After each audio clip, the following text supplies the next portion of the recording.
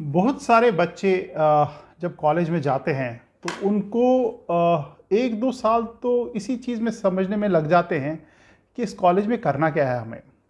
वो पढ़ाई कर रहे होते हैं, पढ़ाई कर रहे होते हैं और पढ़ाई कर रहे होते हैं। बट कॉलेज सिर्फ पढ़ाई, पढ़ाई, पढ़ाई है नहीं है। कॉलेज बहुत सारी चीज़ें हैं। तो इस चीज़ को समझने के लिए आपको 4 साल नहीं लगने चाहिए कि कॉलेज में करना क्या है। तो मैंने सोचा एक वीडियो बनाया जाए जिसमें मैं बताऊं आप लोगों को कि पहले सेमेस्टर या पहले 2-3 मंथ आप कॉलेज में करोगे क्या और कैसे आप फुल एडवांटेज कॉलेज का ले सकते हो। तो ये पीस ऑफ एडवाइस है, पूरा देखना आप, क्योंकि इसमें काफ़ी सारे पॉइंट्स मैं कवर करूँगा। एज ए स्टूडेंट आपको ज़रूर देखना चाहिए, अपने फ्रेंड्स के साथ भी शेयर करना। इस वीडियो को या इस चैनल को सब्सक्राइब ज़रूर करना। अगर ऑलरेडी आपने सब्सक्राइब कर रखा है तो दोबारा सब्सक्राइब मत दबाना, क्योंकि आप अनसब्सक्राइब हो जाओगे।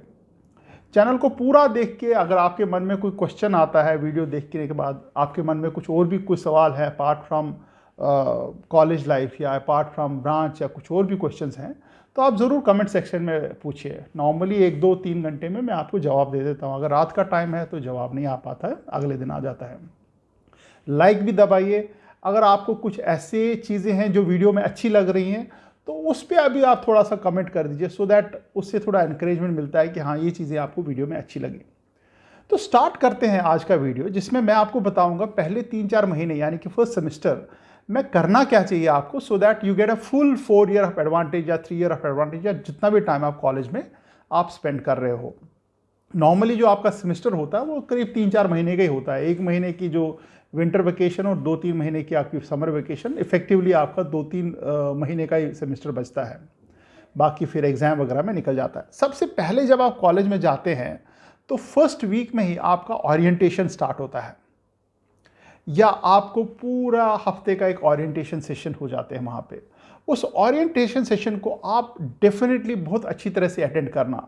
डोंट स्किप इट या don't take it as a formality कि यार चलो कुछ तो बोल रहे हैं, कुछ तो समझ लेंगे, बाकी मैं समझ लूँगा बाद में खुद ही।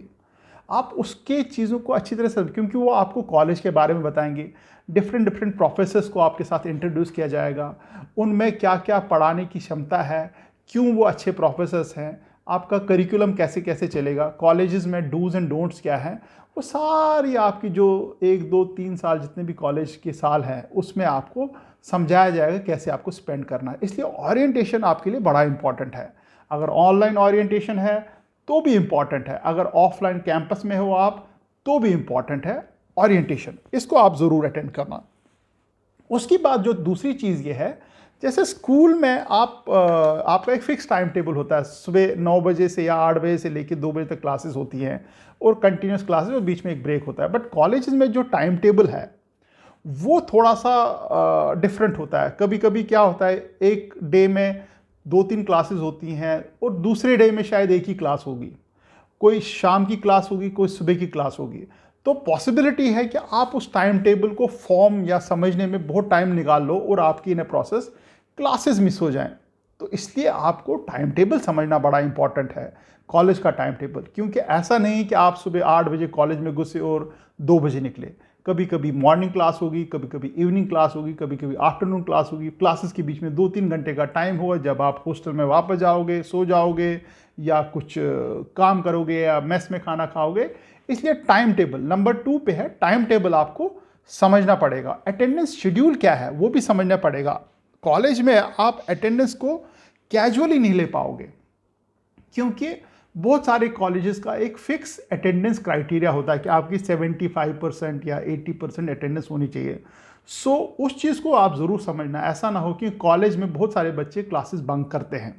तो बंक अगर कर भी रहे हो आप, बट स्टिल आप एक मेंटेन करके रखिए कि आपकी अटेंडेंस कितनी होनी चाहिए, वो आप ज़रूर समझना। जो तीसरी चीज़ ये है कि आप अपने डिपार्टमेंट को समझो। अगर आपका कोई भी डिपार्टमेंट, सपोज आप इंजीनियरिंग के स्टूडेंट हैं तो आपकी मान लीजिए मेटलर्जी ब्रांच है, तो आप अपने डिपार्टमेंट को समझो कि उस डिपार्टमेंट में कैसे पढ़ाया जाएगा, क्या वहाँ पे इंफ्रास्ट्रक्चर है, क्या लेबॉर्ट्रीज़ हैं, या आपका कोई और डिपार्टमेंट है, कंप्यूटर्स है, तो वहाँ पे क्या क्या है, क्या क्या सीखने को मिलेगा, उसको सपोर्ट, उस डिपार्टमेंट को सपोर्ट करने के लिए और भी क्या डिपार्टमेंट्स हैं या लैब्स हैं या फैसिलिटीज़ हैं उस डिपार्टमेंट को। क्योंकि आपको अगले 2-3-4 साल उस डिपार्टमेंट में गुजारने हैं, इसलिए आपको समझना ज़रूरी है। ये आप नहीं बोल सकते चलो यार 15-20 दिन 2 महीने बाद खुद ही समझ आएगा। आपको बेस्ट आपको उस कॉलेज से लेना है, बेस्ट आपको एक्सट्रैक्ट करना है। कॉलेज आपके पास नहीं आएगा, आपको कॉलेज के हर डिपार्टमेंट के पास जाना पड़ेगा। इसलिए डिपार्टमेंट को समझना है, उसके क्या क्या सब्जेक्ट्स हैं वो आपके समझने पड़ेंगे कि क्या क्या मेरे को first semester, second semester, third semester में क्या क्या पढ़ाया जाएगा। वो आप पहले 1-2 महीने में आप कवर कर लो, पढ़ाया क्या जाएगा। एटलीस्ट आपके दिमाग में होना चाहिए कि मेरे को 3-4 साल जो भी पढ़ाना है वो क्या पढ़ाया जाएगा।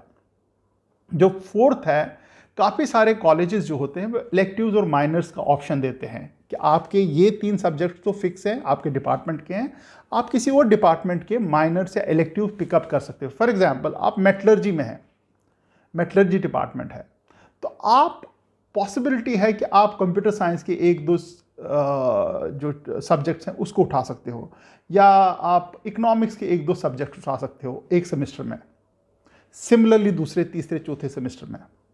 तो ये ऑप्शन आपके पास है। इलेक्टिव्स को बड़ा केयरफुली आपको चूज़ करना पड़ेगा। माइनर्स जो हैं आपके, इलेक्टिव या माइनर्स जो हैं केयरफुली चूज़ करना पड़ेगा, क्योंकि वो आपके एंड गोल के साथ कनेक्टेड होने चाहिए। फॉर एग्जाम्पल आप मान लीजिए स्मार्ट मैन्युफैक्चरिंग डिपार्टमेंट में है, और स्मार्ट मैन्युफैक्चरिंग मीन्स काफ़ी सारा कंप्यूटर्स का ताना बाना, काफ़ी सारा डेटा का ताना बाना, तो आपको डेफिनेटली ऐसा कोई सब्जेक्ट या माइनर लेना पड़ेगा जो आपका डेटा साइंस या कंप्यूटर साइंस से रिलेटेड होना चाहिए, सो दैट आपको स्मार्ट मैन्युफैक्चरिंग में थोड़ा सा हेल्प मिल पाए। ये हो गई तीसरी बात। ये पहले ही आपको करना, ये नहीं कि आप 2 साल बाद सोचने बैठोगे। उसके बाद आपका जो है, आपको ग्रेडिंग सिस्टम समझना पड़ेगा कि वहाँ पे ग्रेडिंग सिस्टम कैसे काम करता है, क्योंकि आप पहले सेमेस्टर से ही आपके ग्रेड्स अच्छे होने चाहिए। क्योंकि अगर आपके पहले सेमेस्टर में ग्रेड अच्छे नहीं हुए तो दूसरे सेमेस्टर में वो जो सम टोटल होगा उसके आपका जो एवरेज है कम होता चला जाएगा। इसलिए आपका फोकस पहले सेमेस्टर से ही, पहले मंथ से ही होना चाहिए कि मेरे जो पढ़ाई है उसमें कोई कॉम्प्रोमाइज़ नहीं है। जो भी ब्रांच, जो भी सब्जेक्ट, जो भी इलेक्टिव, जो भी माइनर्स हैं, उसमें मैं जब भी एग्ज़ाम दूँ, जो भी असाइनमेंट करूँ, मेरे ग्रेड में कोई फ़र्क नहीं आना चाहिए। मेरे को ग्रेड टॉप क्लास लाना है। I should be top 10% of the classroom. हर एक कॉलेज के ग्रेडिंग सिस्टम भी थोड़े डिफरेंट होते हैं। ऐसा नहीं कि फाइनल एग्जाम दिया उसमें कितने मार्क्स आ गए वही फाइनल ग्रेड होता। कभी कभी असाइनमेंट बेस्ड भी ग्रेडिंग सिस्टम होता है कि आपको वीकली, मंथली असाइनमेंट दी जाती है, उसको कंप्लीट करके देना होता है। कभी कभी आपके बीच में सब्जेक्ट टेस्ट होते हैं या टॉपिक टेस्ट होते हैं, तो उनको भी ऐड किया जाता है। इसलिए आपको ग्रेडिंग सिस्टम समझना इंपॉर्टेंट है फ्रॉम द डे 1। ऐसा नहीं कि आप बोलोगे वो 3 महीने में, 4 महीने बाद खुद ही समझ आएगा या मैं किसी से पूछ लूँगा। आपको खुद समझना पड़ेगा। समझ नहीं आ रहा है तो आप किसी से मिलिए, टीचर से मिलिए, एडमिन से मिलिए, सीनियर से मिलिए, पता कीजिए। ये आपकी रिस्पॉन्सिबिलिटी है। साथ में आपकी है एक और पॉइंट है जो है फॉर्मेलिटीज़, या जो आपकी जो डॉक्यूमेंटेशन है, फॉर्मेलिटीज़ है, वो पूरी करनी है। ऐसा नहीं होना चाहिए कि आपको कोई डॉक्यूमेंट सबमिट करना छूट जाए या आपकी कोई जो फॉर्म्स वगैरह है साइन किया ना हो, ताकि वो 2-3-4 महीने बाद जब उसकी स्क्रूटनी हो तो आपको लगे यार ये फॉर्म छूट गया, ये सर्टिफिकेट मेरे को देना चाहिए था। इसलिए पहले दिन से ही आप ये कोशिश कीजिए कि आपकी जितनी भी कॉलेज की फॉर्मेलिटीज़ हैं या डॉक्यूमेंटेशन है वो कंप्लीट हो जाए। मतलब डोंट थिंक कि चलो कॉलेज वाले खुद ही बता देंगे क्या क्या रहता है। आप अपने एंड से मेहनत लगा के पूछिए एडमिन से, एडमिशन ऑफिसर्स को, मुझको कुछ और तो नहीं करना है, साइन कर लीजिए, जितने भी डॉक्यूमेंट्स हैं जो भी कराना है कर लीजिए, और आई कार्ड अपने पास ले लीजिए। I card is an important tool. मान लीजिए कल को कभी आप कहीं पे लैब में जाते हैं तो आपसे आई कार्ड मांगा जाएगा। आप कहीं बाहर जाते हैं कॉलेज के कहीं पे, तो आप एक I card as a identity proof दिखा सकते हैं। या कहीं रात को कहीं फंस गए या कहीं पुलिस वगैरह ने, किसी ने देख लिया जी आप कहाँ से हो, आप क्यों रात को घूम रहे हो, तो you can show N I card. I card एक इम्पॉर्टेंट टूल हो जाता है आप किसी ऐसी जगह में हो जहाँ आपका घर नहीं है। तो इसलिए आई कार्ड आप ज़रूर पहले दिन से ही कोशिश कीजिए कि हफ्ते 10 दिन में आपको वो आई कार्ड मिल जाए। उसके बाद ये है कि आपका जो हॉस्टल है या पेइंग गेस्ट है या आपका जहाँ पे भी आप रह रहे हो, उसको एक तरह से अच्छी तरह से समझ लेना। क्योंकि अगर आप पीजी रहते हैं तो पीजी के आसपास के एनवायरनमेंट को आपको पहले दिन से समझना पड़ेगा कि आगे पीछे क्या क्या चीज़ें हैं। अगर आप हॉस्टल में रहते हैं तो उसकी गाइडलाइंस ज़रूर देखिए कि 9 बजे या 10 बजे, 11 बजे के बाद मेरे को अंदर आना दिया जाएगा, नहीं आने दिया जाएगा।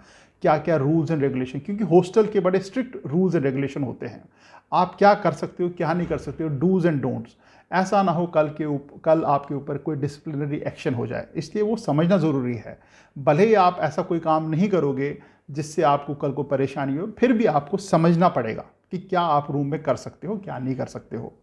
बहुत सारे हॉस्टल्स में आप किसी फ्रेंड को नहीं ले जा सकते हो, तो आप वो समझना आपके लिए इंपॉर्टेंट है। कहीं पे इलेक्ट्रिकल अप्लायंसेस यूज़ नहीं कर पाओगे, तो वो समझना आपके लिए बड़ा इंपॉर्टेंट समझना। कल को कॉलेज में अननेसेसरी का डिसिप्लिनरी एक्शन नहीं होना चाहिए आपके ऊपर। इसलिए आप पीजी में रहते हैं या हॉस्टल में रहते हैं या किसी और जगह रहते हैं, आसपास के जो रूल्स हैं, उस जगह के रहने के रूल्स एंड रेगुलेशन है, समझना ज़रूरी है आपके लिए।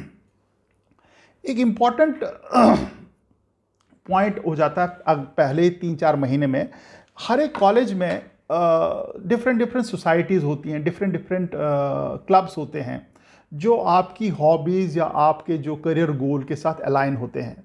फॉर एग्जांपल डांस क्लब्स होते हैं, सिंगिंग क्लब्स होते हैं, या ड्रामा क्लब्स होते हैं, ये तो एंटरटेनमेंट साइड है। कुछ ऐसे क्लब्स होते हैं जो आपके जो सब्जेक्ट्स रिलेटेड होते हैं, जैसे साइंस क्लब हो गया, कोडिंग क्लब हो गया, या मैकेनिकल क्लब हो गया, आपकी जो ब्रांच रिलेटेड क्लब्स होते हैं। कुछ ऐसे क्लब्स होते हैं जहाँ पे इंग्लिश स्पीकिंग क्लब्स होते हैं, जहाँ पे कुछ बच्चे इंग्लिश में बात नहीं कर पाते हैं, उनको इंग्लिश स्पीकिंग क्लब्स होते हैं, तो उनको उसमें थोड़ा सा इंटरेस्ट आ जाता है। कुछ क्लब्स होते हैं जहाँ पर्सनैलिटी डेवलपमेंट सिखाई जाती है। कुछ क्लब्स होते हैं जहाँ पे आपको इंटरव्यू कैसे फेस किया जाए, उसके क्लब्स होते हैं। तो ये सारे कॉलेज की क्लब्स होते हैं। तो आप ये 2-3 महीने, जो पहले 2-3 महीने एक्सप्लोर कीजिए कौन कौन से क्लब हैं और कहाँ कहाँ आप पार्टिसिपेट कर पाओगे या आप एंटर कर पाओगे। हो सकता है कि कुछ क्लब्स की आपकी उतनी इन्फॉर्मेशन ना हो सकता है उस क्लब के बारे में उतना आप जानते नहीं हो, बट आप किसी सीनियर से या एग्जिस्टिंग मेंबर से पूछ सकते हो इस क्लब में कराया क्या जाएगा, तो अकॉर्डिंगली आप उस क्लब में ज्वाइन कर सकते हो बेस्ड ऑन योर इंटरेस्ट और based on your time availability. आप ऐसा नहीं कर सकते कि बहुत सारे क्लब्स में ज्वाइन कर लिया और आपने अपना टाइम डिवोट नहीं कर, क्योंकि आपकी पहली प्रायोरिटी जो है वो एकेडमिक्स है, आपके सब्जेक्ट्स हैं, पढ़ना है, उसके बाद ही बाकी सब कुछ है। तो इसलिए क्लब्स एक इम्पॉर्टेंट पार्ट हो जाता है। बहुत सारे जो कंप्यूटर साइंस के बच्चे तो कोडिंग क्लब में, कोडिंग कॉन्टेस्ट में पार्टिसिपेट करते हैं, तो वो आपके लिए इम्पॉर्टेंट है। उसके बाद है आप आसपास ये देख लीजिए कि आपके सीनियर्स कितने हैं, आपके जो सर्कल में ऐसे लोग हैं जो आपकी कॉलेज में 2-3 साल से आपसे पहले से हैं, उनसे क्या क्या हेल्प हो सकती है, उनके साथ कनेक्ट कीजिए। बहुत सारे कॉलेज में बडीज़ अपॉइंट किए जाते हैं, असाइन किए जाते हैं। जैसे आप कॉलेज में ज्वाइन किया है तो आपको एक सीनियर बच्चा होगा, स्टूडेंट होगा, वो आपको बडी असाइन किया जाएगा, so that he can take you through the entire facilities. या आपको day to day hostel life में, कॉलेज लाइफ में कुछ भी प्रॉब्लम है तो यू कैन आस्क हिम। मान लीजिए फ़ीस डिपॉजिट करनी है, आपको मालूम नहीं फ़ीस कैसे, तो यू कैन कॉल हिम कि buddy I want to have some knowledge about कि फ़ीस कैसे डिपॉजिट की जाए, या buddy I want to have some information about a particular club, कैसे मैं ज्वाइन करूँ। तो वो आपको असाइन किया जाता है। अगर असाइन नहीं भी है कॉलेज में तो आप आइडेंटिफाई कर लीजिए कोई भी ऐसा सीनियर बच्चा जिसको थोड़ा जान हो, जो पहचानता हो आसपास की चीज़ें, जिसके साथ आप उठ के बैठ के समझ सकते हो कैसे आगे बढ़ा जाए। काफ़ी इंपॉर्टेंट हो जाता है सीनियर के साथ उठना बैठना, क्योंकि उनकी प्लेसमेंट भी पहले हो जाएगी आपसे, तो आपको काफ़ी सारा बता पाएंगे साथ साथ कि प्लेसमेंट के लिए कैसे तैयारी की जाए, कौन से क्लब्स में ज्वाइन किया जाए, काफ़ी हेल्प हो जाती है। और अगर बडीज़ नहीं भी हैं तो आप किसी ऐसे टीचर या प्रोफेसर से बात कर सकते हैं जो आपको हेल्प कर पाए। एक कैंपस जब भी आप घुसते हैं तो बहुत सारे बच्चे होते हैं, उन्होंने पूरा कैंपस देखा ही नहीं होता है पहले, दूसरे, तीसरे सेमेस्टर। इसलिए कैंपस विजिट आपका बड़ा इंपॉर्टेंट है। हर एक डिपार्टमेंट में जाइए, आपका वो डिपार्टमेंट है, आपका डिपार्टमेंट नहीं है, उस कैंपस में विजिट करो। आप देखो क्या क्या फैसिलिटीज़ हैं, आप गेम्स देखो कौन कौन सी गेम्स खिलाई जा रही हैं। आपका अगर जिम है तो जिम में एक बार जाके देखो कैसा किया जा रहा है। अगर वहाँ पे लैब्स हैं तो लैब्स को, लाइब्रेरी है तो लाइब्रेरी में घुसो, स्विमिंग पूल है स्विमिंग पूल में जाके देखो। एटलीस्ट ये पहले एक सेमेस्टर में आपका ये गारंटी होनी चाहिए कि आप उस कैंपस को अच्छी तरह से जानते हैं। अगर कल को आपको टूर कराना है किसी भी पेरेंट्स को, बच्चे को, you should be able to do that, क्योंकि आपने कैंपस अच्छी तरह से देख रखा है। और अगर आपने कैंपस अच्छी तरह से देख रखा है तो आप उस कैंपस से मैक्सिमम एक्सट्रैक्ट कर सकते हो। इसलिए कैंपस को ज़रूर देखना, हर एक चीज़ को ज़रूर देखना है। उसके बाद उसकी कैंपस के जो आसपास की जो लोकेलिटीज़ हैं उसको भी एक्सप्लोर करना पड़ेगा, क्योंकि बहुत सारी चीज़ें हैं, जैसे कोई टी स्टॉल है कैंपस के बाहर, अगर क्या आप वहाँ बैठ के चाय पी सकते हैं। कुछ ऐसे एरियाज़ हो गए कैंपस में जहाँ बैठ के आप अपने आराम से बैठ के कुछ ना कुछ दोस्तों के साथ, फ्रेंड्स के साथ असाइनमेंट कर सकते हैं, गपशप लगा सकते हैं। तो इसलिए कैंपस को आपको एक्सप्लोर करना बड़ा इम्पॉर्टेंट हो जाता है। लास्ट जो चीज़ है वो आपको समझने पड़ेगा इस कॉलेज में क्या रिस्पॉन्सिबिलिटी है आपकी, क्या आपको फ्रीडम है और क्या रिस्ट्रिक्शंस हैं। ऐसा नहीं है कि अब आप कैंपस में आ गए आप कुछ भी धमाल चौपटी करने बैठ जाओ। आपके उस कैंपस के रूल्स एंड रेगुलेशन के हिसाब से चलना पड़ेगा। इसलिए अगर कोई रूल बुक है कॉलेज की तो आप उसको ज़रूर पढ़ो, अगर नहीं भी है फिर भी किसी से समझ लो। कहीं ना कहीं कुछ ना कुछ रूल्स तो ज़रूर होंगे कैंपस के। इसलिए आप अपनी फ्रीडम को समझो, कितनी फ्रीडम है आपको और कितनी रिस्पॉन्सिबिलिटी आपकी और कितनी रिस्ट्रिक्शंस हैं। वो तीनों चीज़ें आप समझ जाओगे तो आपके जो जितने भी साल हैं कैंपस में वो बहुत अच्छे आसानी से गुजरेंगे। जो आखिरी चीज़ है, आप यहाँ पे फ्रेंड्स बनाइए।